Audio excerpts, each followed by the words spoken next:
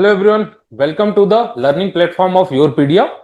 So students, as you know, IOCL has notified your vacancies for management trainee. So here we are going to start our batch. Basically, we will be doing here practice sessions of question. For detailed lectures and all, you can go in the or those who are paid student. For paid students, I am talking about paid students के लिए मैं बता रहा हूँ कि जो भी paid students है वो आपको सीआईएल का वहां पे फोल्डर शेयर हुआ होगा, उसमें आपके पूरे लर्निंग लेक्चर्स है।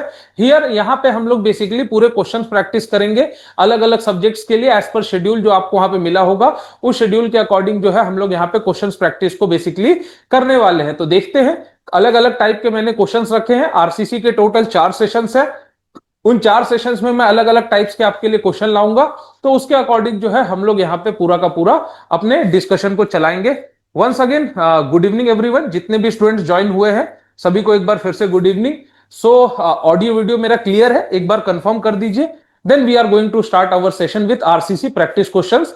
बेसिकली ये सेशंस प्योरली पीएसयू लेवल के लिए रहेगा।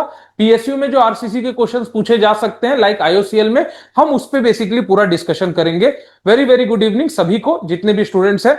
So this is your RCC practice questions and this is for basically what IOCL CBT exam. हम लोग आपके पास अगर लेक्चर्स आपको देखना है डिटेल, तो वो आपको सीआईएल के फोल्डर में सारे लेक्चर्स आपको कवर्ड मिलेंगे, आप वहां से उनको रेफर कर सकते हो। यहाँ पे बेसिकली हम लोग टाइम थोड़ा कम होने के कारण बेसिकली हम लोग क्वेश्चन प्रैक्टिस पे यहाँ पे फोकस करेंगे। वो रिकॉर्डेड आपके पास जो है वहां पे सारा का सारा बैच होगा, उससे आप क्वेश्चन प्रैक्टिस पे फोकस कर सकते हो। I think can we start the session? Just give me a confirmation from your side. Can we start the session? Just give me a confirmation, my friends.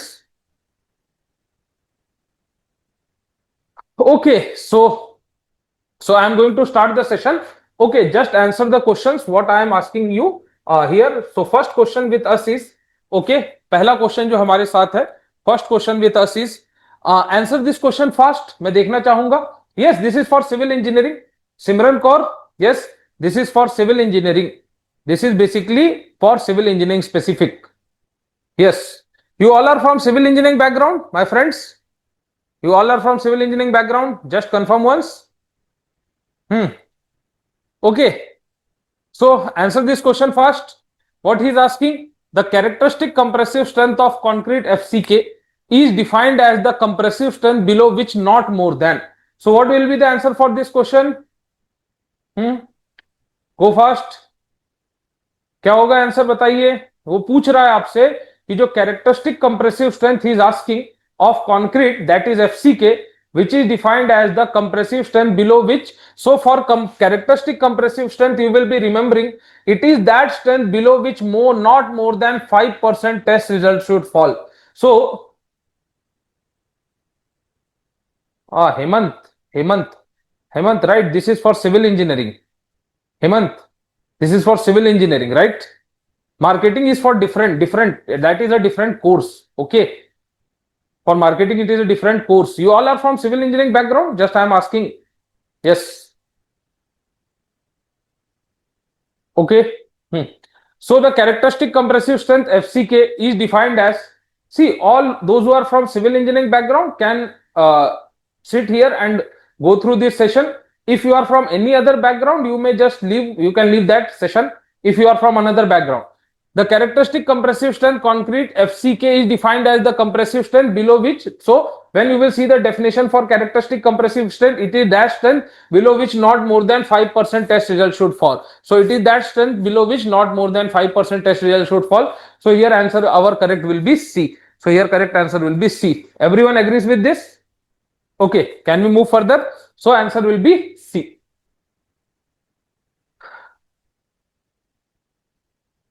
Question 2. Which of the following is not a normal assumption of limit state of design of flexural RCC member? So he is asking about which of the following is not a normal assumption of limit state of design of flexural RCC member. So if he is asking about flexural RCC member, plane section remains plane after bending. Yes, this is the first assumption. When you will go through the assumptions of LSM, first assumption says plane section remains plane before and after bending. Tensile strength of concrete is ignored. Yes, you know, below this, when we are talking about this, below neutral axis concrete is ignored. So below neutral axis concrete is ignored. Maximum compressive strength in extreme fiber. So you know this also, when we are drawing strain diagram, the maximum compressive strain in extreme fiber was 0.0035. He is talking about compressive strain, that is 0.0035. Concrete in tension carries the entire tensile forces. No, concrete in tension does not carry any tensile force, because concrete below is ignored, so concrete will not carry any tensile force. So here you can see he is asking not. So if he is asking not, our answer will be D. I think our answer will be D. Everyone agrees with this? Can we move further? क्या हम आगे चल सकते हैं? जल्दी बताइएगा थोड़ा. Can we move further? Okay, this was your second question.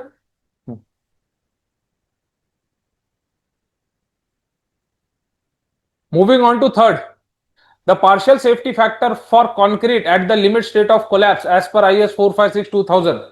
Okay, answer this question fast. Answer this question.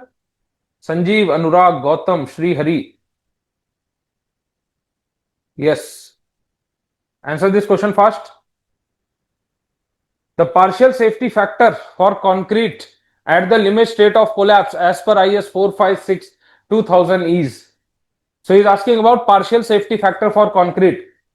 Yes. So here our answer goes with 1.50. So partial FOS. So partial FOS for concrete in LSM is 1.5, and partial FOS for steel. Partial FOS for steel, it goes 1.15. 1.15. Yes. Okay. Moving on to fourth question. चलिए fourth question पे चलते हैं. Fourth question answer कीजिएगा सभी लोग. Everyone answer fast. So see what he is asking. For Fe415 steel, the design stress in tension at yield for limit state design is approximately. So he is asking Fe415 is steel is there. So he is asking about design stress in tension at yield for limit state of design. So he is asking about for Fe415 what will be the design stress? What will be design stress? So for Fe415 design stress was Fy divided by 1.15, and Fy was characteristic strength, characteristic yield strength divided by 1.15. For Fe415 it is 415. So design stress is basically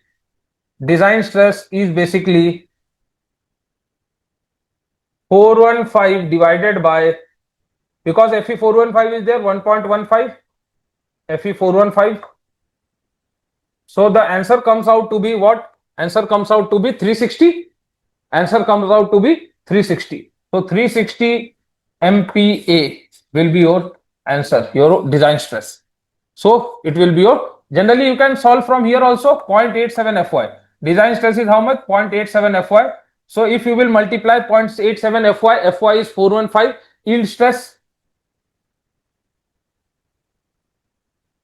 this is yield stress.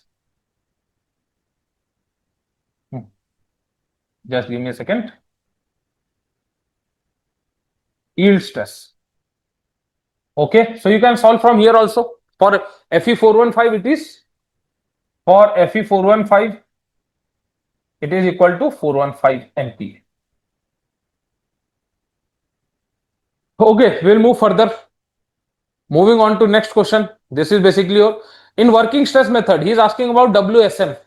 So he is asking about WSM, working stress method. In working stress method, the design is primarily based on, so in LSM design is primarily based on factored load and ultimate strength. No, in LSM we does not talk about factored load. In WSM we do not talk about factored load. In LSM we generally talk about factored load.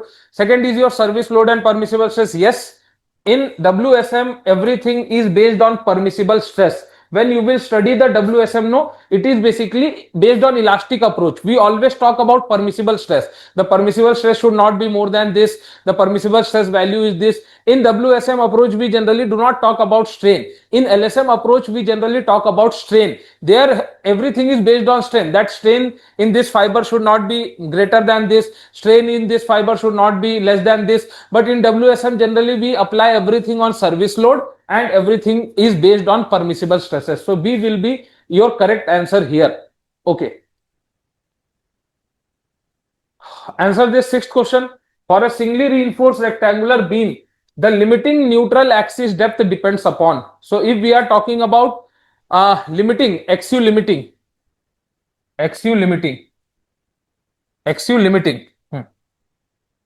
For singly, the limiting neutral axis depth depends mainly on what? Your basically in neutral axis, limiting neutral axis depth mainly depends on. So XU limiting mainly depends upon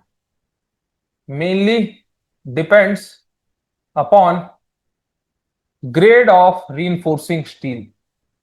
Grade of reinforcing steel. So if we will talk about grade of reinforcing steel, so XU limiting, if you will write for 0.53D, it is for Fe250. It is basically 0.48D for Fe415.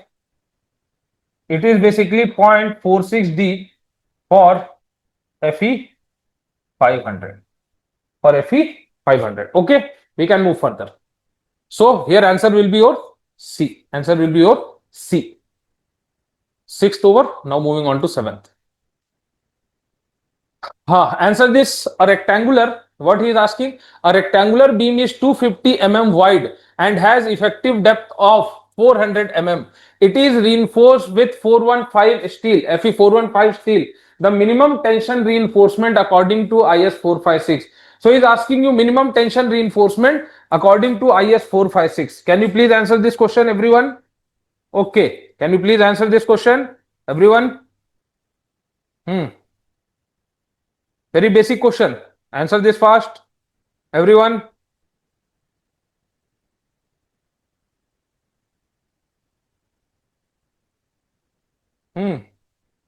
Okay, for this question, everyone see what he is telling. A rectangular beam is there, 250 mm wide and effective depth. So you can see here, this is your rectangular beam.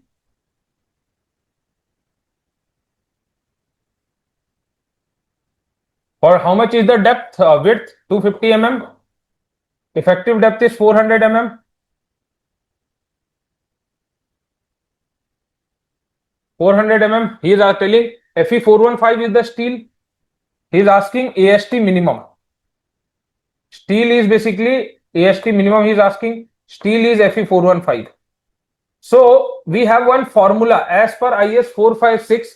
If you would have studied IS 456, we have one formula AST minimum by BD is equal to 0.85 upon Fy. Generally, we use this formula AST minimum by BD is equal to 0.85 upon Fy. So AST minimum we have to find out. AST minimum, which will be equal to 0.85. B is 250, D is 400, divided by it will be approximately Fy is 415. See, you can see from here also how to solve this question. See, this is 415, this is 400, means if you will divide this or you will cut this, the value will be somewhat less than 1, and this is 250 up into 0.85. 250 into 0.85, approximately 80% of 25 will be near about 200, or above that means approximately 220 something, and 220 divided by somewhat means the value will be less than 220. So we have one value here only, that was 205 mm square. So your answer will be AST minimum is equal to 2. He has asked minimum only, na? Yes. AST minimum is equal to 205 mm square. Everyone agrees with this? I think so. This is correct answer for this. Yes. This is correct answer for this. We can move further. Yes.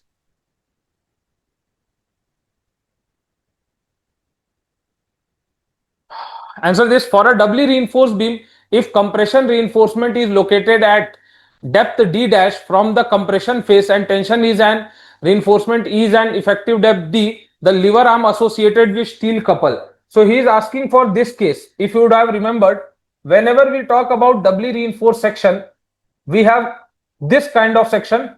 This is compression ASC, area of steel in compression reinforcement. This is AST. This stands for d dash. This stands for d dash. This is your d. So whenever we will draw moment diagram, whenever we will find the MOR, so for this MOR when we are finding, मतलब जब हम लोग MOR निकालते थे तब आपको याद होगा, जब भी हम लोग MOR निकालते थे तब आपको याद होगा कि MOR के लिए हम दो केस बनाते थे. एक आपको याद होगा, एक तो ये केस बनता था जिसमें हम इसको AST को दो पार्ट में डिवाइड कर देते थे, AST1, और एक केस ये बनता था जिसमें आप इमेजिनरी कंक्रीट रखते थे और स्टील को दो पार्ट में डिवाइड कर देते थे. If you would have remember, ये AST2 है और ये ASC रखते थे, अगर आपको याद होगा. और इसका जब आप डायग्राम बनाते थे, स्ट्रेस डायग्राम, तो वो कुछ ऐसा दिखता था और यहां पे आपके पास कुछ ऐसा होता था, ठीक है ना. तो sorry, this was like somewhat like this, not like this, just give me a second. This was somewhat like this, यहां पे एक्ट करता था. तो यहां पे जो आपके पास ये पूछ रहा है, ये लीवर आर्म जो आप कंसिडर करते थे, वो लीवर आर्म क्या होता था? तो ये होता था डी डैश, ये होता था डी. तो लीवर आर्म हो जाता था आपके पास डी माइनस डी डैश, ये लीवर आर्म के बराबर होता था. डी माइनस डी डैश ये लीवर आर्म के बराबर होता था, ठीक है. तो डी माइनस डी डैश क्या होता था? लीवर आर्म के बराबर होता था. So your answer will be C. Your answer will be what? C. I hope so. Okay, can we move further? चले आगे. ओके, जो भी है क्लास में स्टूडेंट्स जल्दी बताएंगे. चले आगे. Yes yes, Mohammad Tauqeer Xiaomi. Yes, sir. या okay, answer this question fast. चलिए इसका आंसर कर दीजिए. Answer this question fast. Singly reinforced rectangular beam है, Fe415 है, टेंशन रीइंफोर्समेंट है, and reaches the balance condition at the limit state of flexure, the maximum compressive strain in concrete and tensile. तो concrete की तो आप सभी को पता है, at failure maximum compressive strain in concrete at failure, maximum compressive strain in concrete at failure, strain in concrete at failure आप सभी को पता है कितना होता था? तो सर हमें याद है, ये होता था 0.0035. ये कितना होता था? 0.0035 होता था, ये हमें याद है. But the tensile strain in steel की बात कर रहा है, tensile strain in steel at the failure, tensile strain in steel. तो आपको याद होगा जब हम HYSD की बात करते थे तो टेंसाइल स्ट्रेन इन स्टील का एक फॉर्मूला लिखते थे, 0.002 प्लस 0.87 FY बाई ES. और अगर मैं यहां पे FY को पुट करता हूं 415, तो इसको सॉल्व करते हैं, 0.002 plus 0.87 into 415 divided by 2 into 10 की पावर 5. जब आप इसको सॉल्व करते थे तो value comes out to be 0.0038. तो 0.0038 आपकी वैल्यू आ जाती थी. यस यस, तो आपके पास आंसर आ जाएगा 0.0035 एंड 0.0038. ओके, चलिए आगे चलते हैं. 10th क्वेश्चन का आंसर करेंगे. विच sequence correctly represent the increasing ductility of A flexural RCC section. तो डक्टिलिटी, इंक्रीजिंग डक्टिलिटी के बारे में इनमें से कौन सा सही है, इसके बारे में आपसे वो जानना चाह रहा है. ठीक है, तो आरसीसी सेक्शन की डक्टिलिटी की बात करें, ठीक है, तो ओवर रीइंफोर्स जो है, ओवर रीइंफोर्स में डक्टाइल फेलियर नहीं होता है, ब्रिटल फेलियर हो जाता है, क्योंकि आपने steel, you have provided steel much more, you have provided steel much more in the section. So whenever talk about over reinforced section is a kind of a brittle section because you have provided steel more than balance section, so concrete will first fail. So over reinforced section is basically brittle section, balance is less brittle than that, and your under reinforced is basically ductile section. So A will be your here answer, here answer will be your A. Okay, chalo, so we will move on to next question. So next question goes here for you all. Okay, answer this. A rectangular section has a neutral axis depth XU while compression steel is located at depth d dash, the maximum strain in compression steel. Remember doubly reinforced section? Whenever we talk about doubly reinforced section, he is asking this one. This was, ये तो होता था 0.0035, ये होता था compression steel में ESC, इस level पे हम लोग बात करते थे, और ये होता था आपके पास क्या, ये होता था आपके पास XU, ये होता था आपके पास D डैश, और यहां पे आप इसको O मान लो, A मान लो, B मान लो, इसको C मान लो, D मान लो.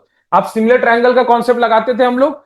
If we will apply similar triangle, क्या आ जाएगा देखो सिमिलर ट्रायंगल से, तो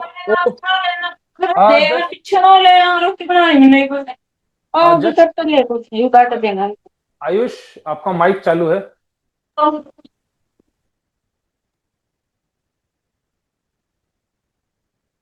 ओके तो हम बोल सकते हैं similar triangle O A upon क्या हो जाएगा A B, which is equal to क्या हो जाएगा ओ सी अपॉन सी डी. तो ओ ए कितना है, ओ ए है XU, XU divided by 0.0035, which is equal to क्या हो जाएगा, ओ सी क्या है D XU minus D dash, XU minus D dash divided by E S C. तो ई एस सी को उधर भेजोगे 0.0035 XU minus D dash, so आपके पास बी ऑप्शन हो जाएगा 0.0035 XU minus D dash divided by XU. This will be your answer. So I hope ये भी क्वेश्चन आपके लिए इजी था. This question is also easy for you because this kind of question is generally asked in PSU exams. Okay, moving on to 12th. In singly reinforced beam, is over reinforced the most desirable failure mechanism? So if he is telling if singly reinforced beam is over reinforced, this is main important for you. अगर singly reinforced beam over reinforced है तो बताइए the most undesirable failure. So, sudden crushing of compression concrete before substantial yielding of tension steel. तो दिख रहा है मुझे कि क्रशिंग हो जाएगी सडनली आपकी किसकी, कंप्रेशन कंक्रीट की, किससे, before substantial yielding of tension steel. तो इसको हम लोग बोल देंगे क्या, इसको हम लोग बोल देंगे 12th का आंसर. अगर singly reinforce beam over reinforce है तो जो मोस्ट अनडिजायरेबल फेलियर मैकेनिज्म होगी वो हो जाएगी आपकी यहां पे D. Next goes with the minimum grade of concrete generally specified for reinforced concrete work according to IS 456. तो वो हमसे जानना चाह रहा है कि मिनिमम ग्रेड क्या स्पेसिफाई किया गया है for reinforced concrete work according to IS 456. So your minimum grade is M20. मतलब M20 is the minimum grade which have been specified as per your IS 456. Next is your the maximum nominal size of aggregate. Answer this. The maximum nominal size of aggregate should generally not be greater than. Answer कीजिएगा ये question. जो maximum size है aggregate की वो किससे बड़ी नहीं होनी चाहिए. Answer this question everyone. The maximum nominal size of aggregate should not generally B greater then. तो आपके पास आंसर आता है 1/4 of the minimum thickness of the member. तो जो मेंबर का थिकनेस है उसके 1/4 से ज्यादा नहीं होना चाहिए. So maximum nominal size of aggregate should not be greater than. आपके कोडल प्रोविजन का आंसर है ये 1/4 of the minimum thickness of the member. ये भी अच्छा क्वेश्चन है. The maximum permissible limit of suspended matter in water use for concrete. So if you are using water for concrete, अगर आप concrete के लिए पानी यूज कर रहे हो तो उसमें suspended matter as per IS 456, as per IS 456 क्या होता, कितना होता था suspended matter as per IS 456, किससे ज्यादा नहीं होना चाहिए, 2000 mg पर लीटर. 2000 mg पर लीटर से ज्यादा नहीं होना चाहिए. और एक और चीज है आप सभी स्टूडेंट्स के लिए, जो स्टूडेंट्स बेसिकली पेड बैचेस के लिए हैं उनके लिए आप जो लेक्चर्स अगर रेफर करना चाहते हो थियरी लेक्चर्स, सो आपके पास एक CL का फोल्डर शेयर किया गया होगा, उसमें पूरा थियरी लेक्चर्स है पूरे सिविल इंजीनियरिंग की, आप वहां से उसको देख सकते हो, ठीक है ना. बट यहां तो जनरली हम लोग क्वेश्चन प्रैक्टिस कर रहे हैं, आप वहां से लेक्चर्स को एक्सेस कर सकते हो, ठीक है. 16th if we talk about a slab has a span of exactly 4.5 meter according to IS 456 formwork table, props में जनरली भी रिमूव्ड आफ्टर. चलिए इसका आंसर करेंगे. तो आपके पास एक स्लैब है जिसका स्पैन है एग्जैक्टली 4.5 मीटर का according to IS 456 formwork table. तो IS 456 का अगर आपने फॉर्मवर्क टेबल देखा होगा तो उसके अकॉर्डिंग क्या आंसर हो जाएगा, थोड़ा सा जल्दी बताएंगे सभी लोग. उसके अकॉर्डिंग हमारा आंसर क्या आएगा. आई होप ये तो आंसर कर रही है सभी लोग. चलिए ये आंसर बताइए जल्दी से. चलिए फास्ट एवरीवन आंसर करेंगे फास्ट.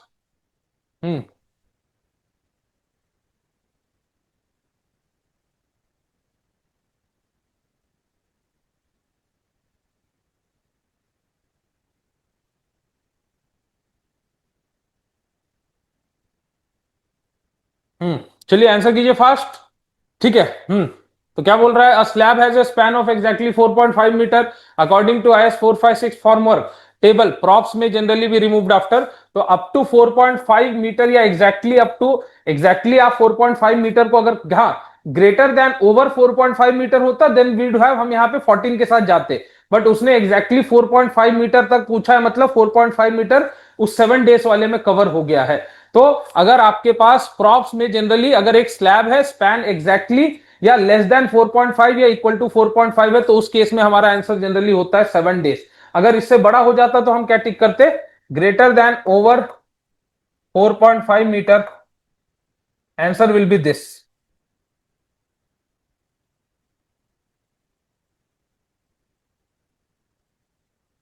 बट हमारे केस में आंसर क्या होगा, 7। हमारे केस में आंसर क्या होगा, 7। ये बताइएगा, nominal cover is defined as the distance between. Generally अगर आपको if you have asked about nominal cover, so nominal cover is generally defined as the distance between concrete surface and the nearest surface of reinforcement. तो nominal cover होता क्या था, अगर आप लोगों को याद होगा, ये अगर मेरा सेक्शन है तो इसके नीचे से और यहां तक, इसको हम लोग जनरली नॉमिनल कवर कहते थे या क्लियर कवर भी कहते थे। तो नॉमिनल कवर क्या होता था बेसिकली, तो नॉमिनल कवर बेसिकली होता था कॉन्क्रीट सरफेस और जो नियरेस्ट सरफेस है रीइंफोर्समेंट का, इसके बीच का distance. So concrete surface and the nearest surface of reinforcement, इसके बीच के डिस्टेंस को हम लोग जनरली, हम लोग क्या रेफर करते थे, हम लोग नॉमिनल कवर रेफर करते थे। हम लोग क्या रेफर करते थे, नॉमिनल कवर रेफर। तो nominal cover is defined as the distance between concrete surface and nearest surface of reinforcement. Okay, what he's asking, a concrete mix has mean 28 days cube strength of 35 MPa and the standard deviation is 5 MPa. The characteristic compressive strength I think ये पूछना चाह रहा होगा। So FT या FM या FT target mean strength is equal to FCK plus 1.65 into delta, या standard deviation के लिए एस लिख देते थे, आपको याद होगा if you remember. So he is asking FCK, तो FCK is equal to F T, हाँ मिक्स मीन ही बोला है ना, हाँ कॉन्क्रीट मिक्सर एंड स्टैंडर्ड, हाँ F M minus F T है, या एफ एम भी लिख सकते हो यहाँ, एफ एम माइनस 1.65 डेल्टा। तो ये आ जाएगा F C K is equal to, ये कितना है 38 माइनस 1.65 इंटू 5, माइनस 1.65 इंटू 5। तो यहां से अगर हम इसको सॉल्व करें तो अप्रोक्सीमेटली जो हमें आंसर मिलेगा that will be your F C K is equal to 29.75 MPa. कितना आ जाएगा 29.75 एमपीए, और answer will B 29.75 MPa. 29.75 MPa will be your answer. Okay, I hope ये इस क्वेश्चन में किसी को कोई दिक्कत आप बता सकते हो, जितने भी लोग क्लास में प्रेजेंट हैं, इस क्वेश्चन में किसी को कोई भी अगर दिक्कत हो just let me no.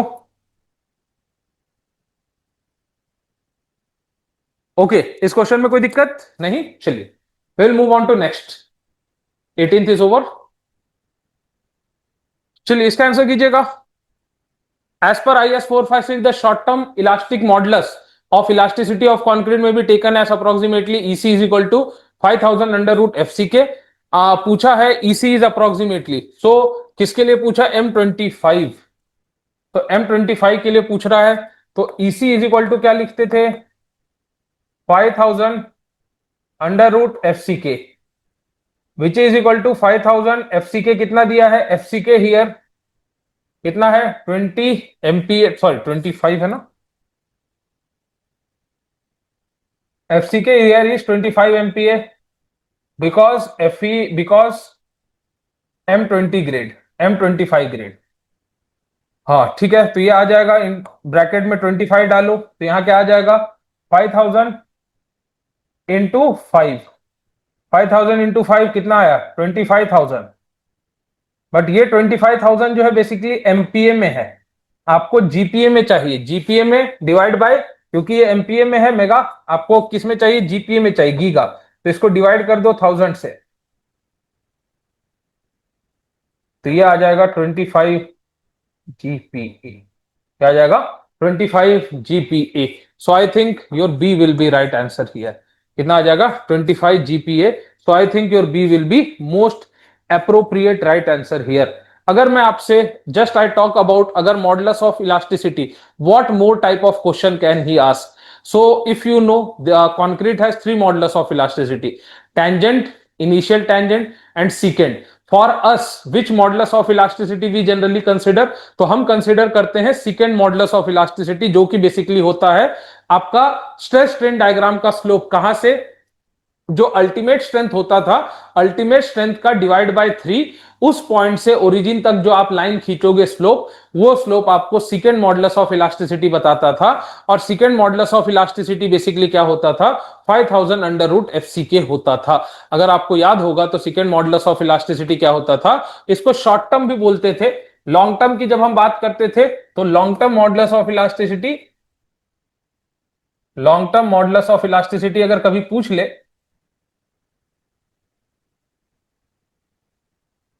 that will be equal to EC upon 1 plus theta, which is equal to 5000 under root FCK divided by 1 plus theta। और थीटा क्या है? Creep coefficient, creep coefficient. I hope this is clear to you all. ये आप सभी को clear होगा। चलता हूं आगे। चलिए इस क्वेश्चन का आंसर बता दीजिए जरा।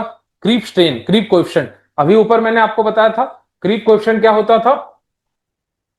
Creep coefficient is theta, creep coefficient is theta, जो कि किसके बराबर होता था? Creep strain, ultimate creep strain upon instantaneous elastic strain. किसके बराबर लिखते थे? Ultimate creep strain, ultimate creep strain upon instantaneous elastic strain.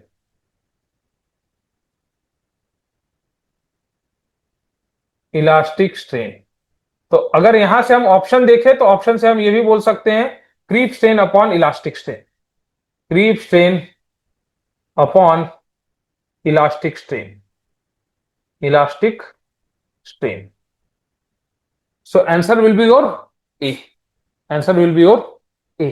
Okay okay, चले आगे। ये बताइएगा which is a major type of shrinkage associated with the loss of moisture from hardened concrete। So harden concrete से अगर आपका moisture loss होता था तो कौन से टाइप का श्रिंकेज उससे एसोसिएट करता था? कौन से टाइप का श्रिंकेज उससे एसोसिएट करता था? इसके बारे में जरा बता दीजिए। कौन से टाइप का श्रिंकेज उससे एसोसिएट करता था? What is the major type of shrinkage associated with the loss of moisture from harden concrete? तो कौन सा श्रिंकेज होता था? Drying shrinkage. कौन सा श्रिंकेज होता था? Drying shrinkage. ठीक है। कभी अगर आपसे श्रिंकेज स्ट्रेन की वैल्यू पूछ ले सवाल में, श्रिंकेज स्ट्रेन कितना होगा? ESH is equal to 3 into 10 की power -4। ESH is equal to 3 into 10 की पावर -4।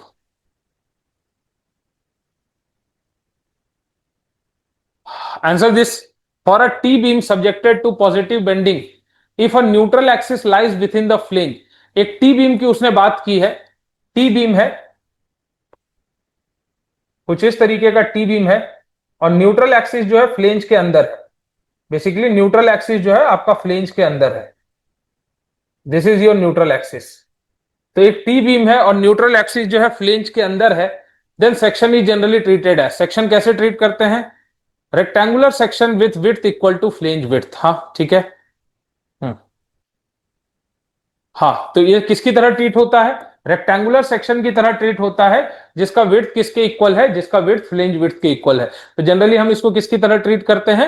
रेक्टेंगुलर सेक्शन की तरह ट्रीट करते हैं जिसका फ्लेंज विड्थ किसके इक्वल है? आपका जिसका विड्थ जो है इक्वल किसके है? फ्लेंज विड्थ के। ठीक है, चलो moving on to question number 23। इसका आंसर कर दीजिए जल्दी से सभी लोग। ओके, इसका आंसर बताएंगे सभी लोग जल्दी से। Okay, answer this, then I am going to start. Answer कीजिए जल्दी से थोड़ा। हाँ, all my friends answer this question fast. चलिए इसका आंसर तो बता दीजिए सभी लोग। आई होप इस क्वेश्चन में तो आपको दिक्कत नहीं आनी चाहिए। इसका आंसर बताइए।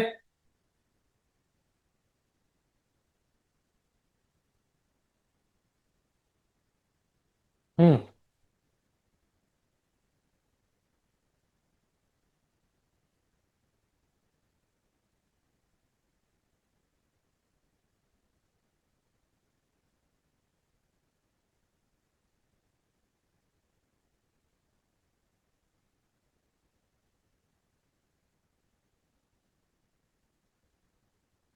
चलिए ओके, बताइए answer.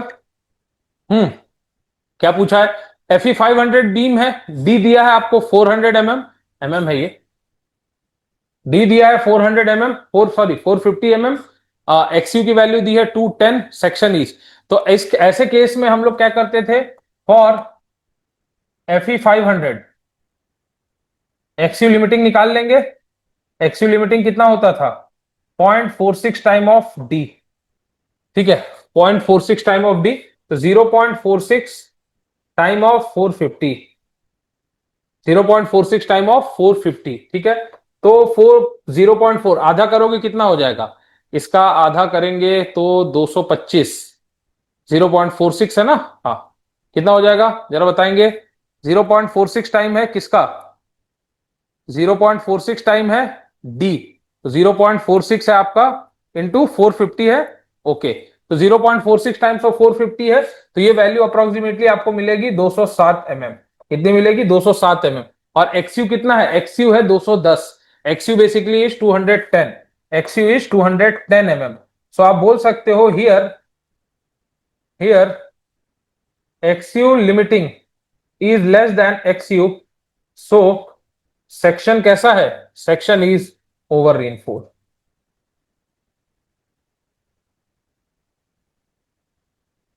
Section is over reinforced. कैसा सेक्शन है? Over reinforced. तो सी हो जाएगा आपका answer, section is over reinforced, ठीक है। चलिए next question. Shrinkage deflection in case of rectangular beams and slabs can be eliminated by putting. आपको श्रिंकेज डिफ्लेक्शन एलिमिनेट करना है। तो श्रिंकेज के कारण डिफ्लेक्शन तब आता था जब आप नीचे, यहां पे आपने टेंशन में स्टील प्रोवाइड कर दिया है और कंप्रेशन में जब आपने स्टील नहीं दिया है, तो उस कारण से अगर आपको याद होगा तो कुछ इस तरीके से आपको श्रिंकेज के कारण, डिफरेंशियल श्रिंकेज के कारण डिफ्लेक्शन देखने को मिलता था। तो हमने एक केस पढ़ा था कि shrinkage deflection in case of rectangular beam and slab can be eliminated by compression steel equal to tension steel. मतलब अप अप और डाउन, मतलब टॉप और बॉटम में दोनों में इक्वल अमाउंट ऑफ स्टील दे दो, आपका श्रिंकेज जो है वो, श्रिंकेज डिफ्लेक्शन जो है वो हट जाएगा, ठीक है। क्या पूछ रहा है? Given that D is equal to effective depth, उसने क्या बोला है? डी को इफेक्टिव डेप्थ बोला है, बी है विड्थ और डी है overall depth, the maximum area of compression reinforcement. ऐसे केस में आपको याद होगा मैक्सिमम मैक्सिमम टेंशन रीइंफोर्समेंट की जब भी हम बात करते थे, तो maximum tension reinforcement was how much sir? 4% of BD. कितना बोलते थे? 4% किसका? बीडी का, या 0.04 इंटू बीडी, ठीक है। तो 0.04 इंटू बीडी, ध्यान रखिएगा स्मॉल मत यूज कर लीजिएगा, यहां पे ग्रॉस डेप्थ यूज होता है, ग्रॉस डेप्थ यूज होता है। क्या यूज होता है? ग्रॉस डेप्थ यूज होता है, तो इस चीज का ध्यान रखेंगे, ठीक है। 25th। चलिए 26 का आंसर बताएंगे। 26 क्वेश्चन आंसर क्या पूछ रहा है? The behaviour of an over reinforce beam is more ductile than that of under reinforce. मतलब वो बोल रहा है क्या ओवर रीइंफोर्स बीम जो है वो ज्यादा डक्टाइल होगा as compare to under reinforce? हमें तो नहीं लगता ऐसा, है कि नहीं?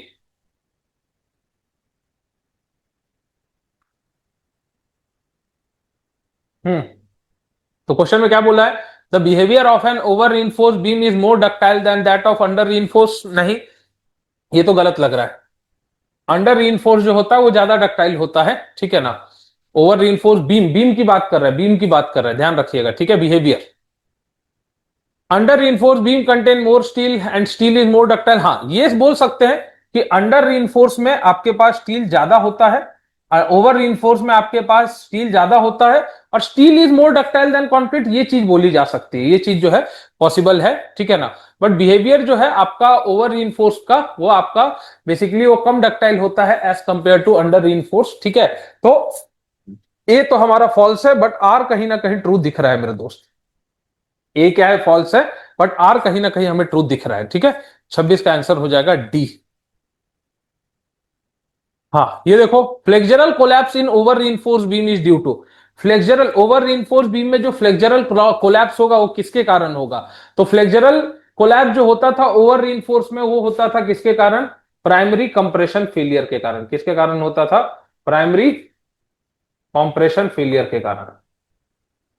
तो ओवर रीइंफोर्स बीम में जो आपके पास जो फेलियर होता था वो क्या होता था? Primary compression failure. यही अगर मुझसे वो अंडर रीइंफोर्स पूछता तो अंडर रीइंफोर्स में मैं बोल देता secondary compression failure, because under reinforcement में प्राइमरी फेलियर जो है वो टेंशन फेलियर है, बट टेंशन फेलियर होती नहीं है, सेकेंडरी कंप्रेशन में वो फेल कर जाता है। बट अगर मैं ओवर रीइंफोर्स की बात करूं तो आपको प्राइमरी कंप्रेशन फेलियर देखने को मिलेगा।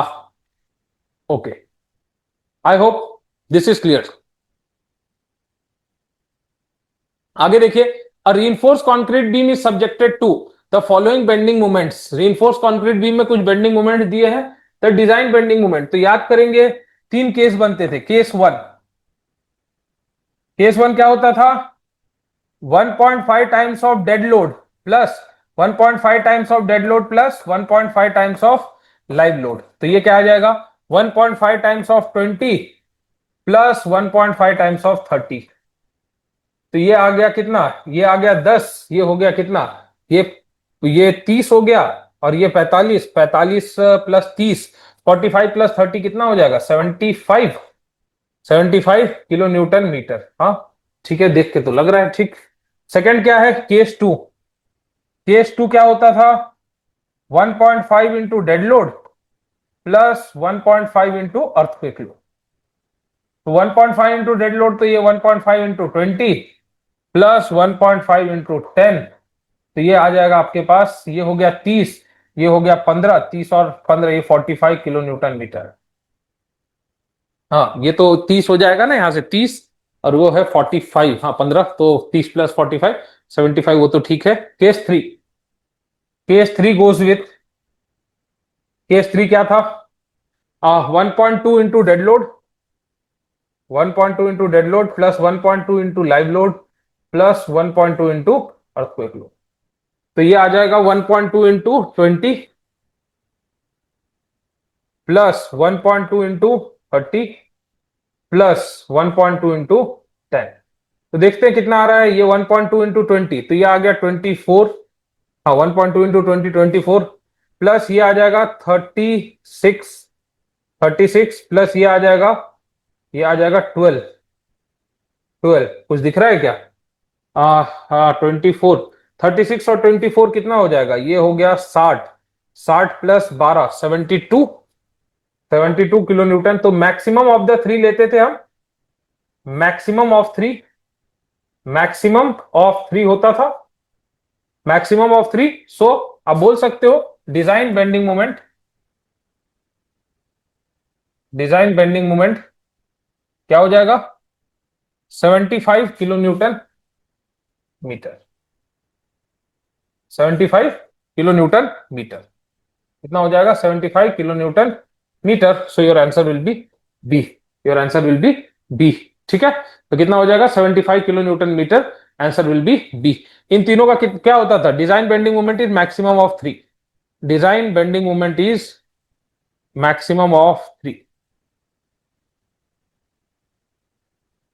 चलो, okay, moving on to next question. Doubly reinforce beam are recommended when. Doubly reinforce beam generally कब रिकमेंड होता है? तो अगर आपसे ऐसा कोई question, if you ask some question like this कि डबली रीइंफोर्स,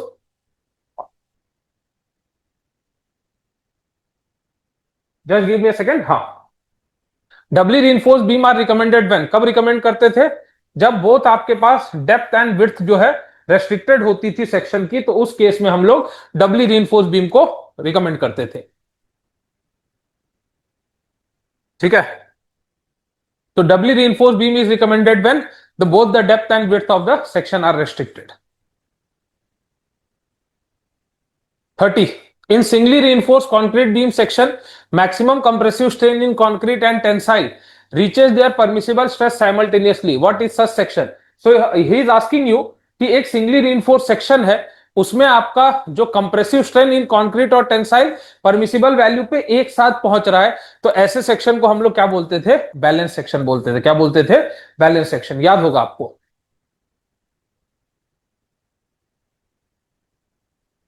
ये देखिए, in the limit state of design method, the moment of resistance of for a balance section using M20 grade concrete of HYSD 415. So for 415 अगर मैं आपसे बोलूं, for 415 MU limiting is equal to कितना होता था? 0.138 FCK BD square. इस 0.138 FCK को उसने क्या बोला है? उसने इसको K बोला है, तो K BD स्क्वायर, और उसने K की वैल्यू पूछी है, तो K क्या हो जाएगा? 0.138। FCK कितना है? FCK दिया है सर 20, तो 0.138 इंटू 20, 0.138 देखो 8 इंटू 2 तो 2.76 तो मुझे दिख रहा है, क्योंकि 8 इंटू 2 यहां से करोगे तो 2.76 विल बी योर आंसर। कितना आंसर हो जाएगा? 2.76 will be your answer. I hope ये क्लियर है सभी को। I think this is clear to you all. Will move further. आगे देखिए, in limit state of design concrete for flexure the area of stress block. ये आपसे area पूछ रहा है स्ट्रेस ब्लॉक की। एरिया ऑफ स्ट्रेस ब्लॉक उसको बता दीजिए। एरिया ऑफ स्ट्रेस ब्लॉक क्या होता था? 0.446 FCK into एक्सयू। Area of stress block कितना लेते थे? 0.446 FCK into एक्सयू। Area of stress block पूछा है, ध्यान रखिएगा। अगर टोटल कंप्रेशन पूछता तो 0.36 into FCK into एक्सयू into B हो जाता। उसने बस आपसे क्या पूछा है? एरिया पूछा है स्ट्रेस ब्लॉक की। क्वेश्चन नंबर 33 क्या बोल रहा है? Creep of concrete under compression is defined as. Creep क्या होता है कंक्रीट के अंदर? तो क्रीप अंडर सस्टेन लोडिंग, जो स्ट्रेन में इंक्रीज आती है under constant stress, under constant stress जो स्ट्रेन में इंक्रीज आती है उसको हम लोग क्रीप कहते हैं। तो क्रीप क्या होता था? Increase in the magnitude of strain under constant stress. तो आपके स्ट्रेन के अंदर जो मैग्नीट्यूड का इंक्रीज है अंडर कांस्टेंट स्ट्रेस, उसको हम लोग क्या बोलते थे? उसको हम लोग क्रीप कहते थे। क्या कहते थे? क्रीप कहते थे। ये क्वेश्चन देखिए, in the context of elastic theory of reinforce concrete the modular ratio is defined as. So he is asking, elastic theory के कॉन्टेक्स्ट में मुझे बता दीजिए मॉड्यूलर रेशियो M क्या होता था? तो मुझे पता है modulus of elasticity of steel upon modulus of elasticity of concrete. WSM में हम लोग ये चीज पढ़ते थे, Young's modulus of elasticity of reinforcement material to the Young's modulus of elasticity of concrete. इसको हम लोग क्या बोलते थे? इसी को हम लोग Young's modulus, sorry modular ratio कहते थे। आइए ये बताइएगा, let the characteristic strength be defined as the value below which not more than 50% test result are expected to fall. तो ये कैरेक्टरिस्टिक स्ट्रेंथ वाला ही क्वेश्चन है, जिसको हमने FM is equal to FCK plus 1.65 sigma लिखा था, याद है आपको? तो अगर आपको याद होगा तो इसको ऐसे भी लिखते थे, FM is equal to FCK plus KS से भी चलाते थे। आपको याद होगा, अगर 5% टेस्ट रिजल्ट, 5% टेस्ट रिजल्ट अगर फॉल कर रहा है तो K की वैल्यू क्या होती थी? टेस्ट रिजल्ट फॉल, तो K को हम लोग लिखते थे 1.65। बट यहां पे बोल रहा है कि 50%, फॉर 50% टेस्ट रिजल्ट, तो K क्या हो जाता था? जीरो। K हो जाता था जीरो, तो K की वैल्यू होती थी जीरो। तो for 50% are expected to fall assuming standard deviation 4, कोई फर्क नहीं पड़ता है स्टैंडर्ड डिविएशन रखोगे भी। द टारगेट मीन स्ट्रेंथ, तो टारगेट मीन स्ट्रेंथ जो है वो FCK के बराबर हो जाएगा। तो FCK जो है वो टारगेट मीन स्ट्रेंथ कितना है? 25 है, तो FCK भी कितना हो जाएगा? 25 MPa हो जाएगा। तो ये क्वेश्चन एक अच्छा क्वेश्चन था, जिसमें उसने थोड़ा सा क्वेश्चन को चेंज कर दिया। He has change the question. तो क्या बोल रहा है? Let the characteristic strength be defined as that value below which not more than 50% test results are expected to fall assuming standard deviation of 4। तो यहां पे टारगेट मीन स्ट्रेंथ अगर M25 का है तो आंसर आपका क्या आ जाएगा? 25 ही आ जाएगा। आगे देखिए, workability of concrete can be measured using slump compaction and VV। Consider the following statement for workability. जैसे ही स्लम्प इंक्रीज होगी VV टाइम इंक्रीज नहीं, ये गलत है। स्लम्प इंक्रीज होगी तो VV डिक्रीज होनी चाहिए, डिक्रीजेस, तब ये सही होगा। तो ये तो गलत हुआ। As the slump increases compaction factor, बिल्कुल जैसे स्लम्प इंक्रीज होगा कॉम्पैक्शन फैक्टर। तो 1 is false, 2 is true, 1 is false, 2 is true. 37। फॉर M30 ग्रेड मॉडुलर रेशो आपसे पूछा है, one of the good questions हर PSU एग्जाम में दिखी जाता है। तो modular ratio M is equal to 280/3 sigma CBC। अब यहाँ पे आपको मोस्टली सिग्मा CBC की वैल्यू याद रखनी है, बट मैं बोलता हूं जनरली नहीं भी रखोगे तो सिग्मा CBC क्या हो जाता था, FCK का बाय 3 ले लो। तो M30 है, FCK बाय 3 ले लो, तो FCK बाय 3 लोगे तो क्या हो जाएगा 30/3, ये हो जाएगा अप्रोक्सीमेटली 10। अप्रोक्सीमेट की बात कर रहा हूं, अप्रोक्सीमेट वैल्यू कितनी हो जाएगी 10 हो जाएगी। अगर वैल्यू अप्रोक्सीमेट 10 हो रही है तो M इज इक्वल टू क्या हो जाएगा 280/3 इंटू 10, तो ये आ जाएगा 280/30, और 280/30 बेसिकली कितना होता है, ये हो जाएगा 9.33, क्योंकि 10 से कम होगा तो आंसर हो जाएगा बी 9.33। तो अप्रोक्सीमेटली टुडे हमारे पास 37 क्वेश्चंस थे IOCL की CBT के लिए, RCC के लिए। जो भी पेड बैच के स्टूडेंट्स हैं उनको अगर थियरी लेक्चर्स रेफर करने हैं तो आप CL का आपके साथ मॉड्यूल शेयर हुआ होगा, उसमें आप देख सकते हो। अदरवाइज जो भी पेड बैच से जुड़ते हैं हम इस तरीके से क्वेश्चन प्रैक्टिस करेंगे। अब नेक्स्ट सेशन में हम लोग कुछ और क्वेश्चंस के साथ आएंगे, कुछ नेक्स्ट टॉपिक के। तो ऐसे ही बहुत सारे क्वेश्चन प्रैक्टिस करके हम फिर RCC वाले पार्ट को एंड करेंगे। सो जितने भी बच्चे इस वीडियो को देख रहे हैं तो आई होप आप सभी लोगों को ये क्वेश्चंस अच्छे लगे होंगे, क्वेश्चन समझ में आए। कुछ अगर डाउट है तो आप पूछ सकते हो कमेंट सेक्शन में। अगर कल को आप वीडियो देखोगे तो आप कमेंट सेक्शन में कमेंट करके भी आप अपने डाउट्स पूछ सकते हो। So thank you all of you, bye bye, जय हिंद, मिलते हैं नेक्स्ट लेक्चर में।